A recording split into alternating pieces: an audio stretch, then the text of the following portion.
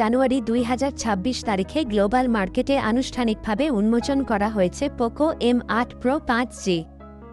শক্তিশালী প্রসেসর এবং বিশাল ব্যাটারির কারণে ফোনটি মিড রেঞ্জ বাজেটে বর্তমানে আলোচনার তুঙ্গে। নিচে পোকো M8 Pro 5G এর একটি পূর্ণাঙ্গ রিভিউ তুলে ধরা হল। 1.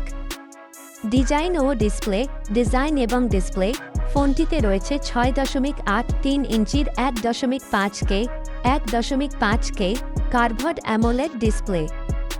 এর প্রধান বৈশিষ্ট্যগুলো হল ব্রাইটনেস 3200 নিটস পিক ব্রাইটনেস, যা কড়া রোদেও স্ক্রিন স্পষ্ট রাখে। রিফ্রেশ রেট 120 হার্জ, যা স্ক্রোলিং এবং গেমিংকে অনেক স্মুথ করে। সুরক্ষা কর্নিং গরিলা গ্লাস ভিক্টাস 2 এবং IP6869 রেটিং, যা পানি ও ধুলোবালি থেকে শতভাগ সুরক্ষা দেয়। 2. পারফরম্যান্স ও সফটওয়্যার পারফরম্যান্স এবং OS। এই ফোনের হার্ট হল কোয়ালকমের latest Snapdragon 7s Gen 4 processor, 4 nanometre. Gaming PUBG বা ফ্রি ফায়ারের মতো গেমগুলো হাই গ্রাফিক্সে কোনো ল্যাগ ছাড়াই খেলা যাবে।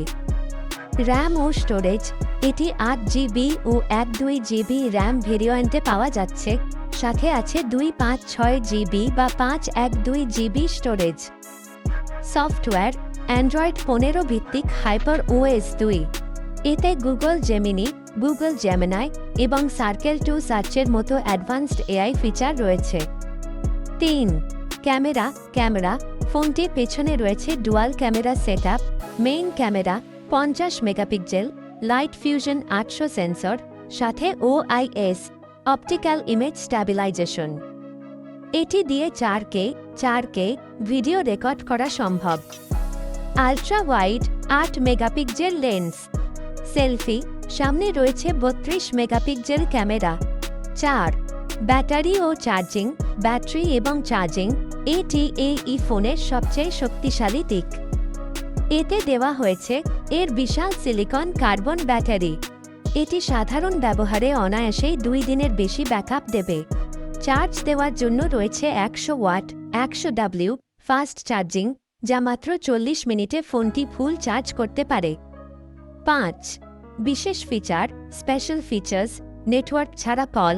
ফোনটিতে একটি বিশেষ প্রযুক্তি রয়েছে যার মাধ্যমে খুব সীমিত দূরত্বে মোবাইল নেটওয়ার্ক ছাড়াই কল করা সম্ভব।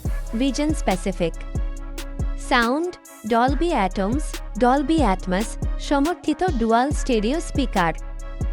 ভালো এবং মন্দ দিক প্রোজ, মন্দ দিক কনস, বিশাল ব্যাটারি ও দ্রুত চার্জিং।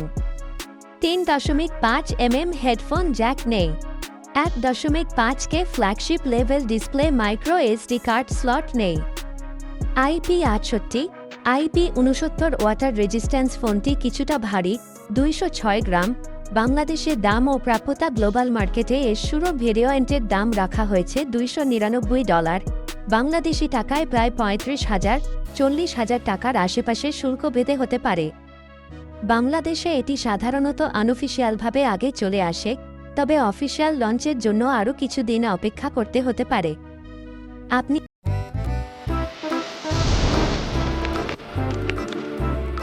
Audio Jungle।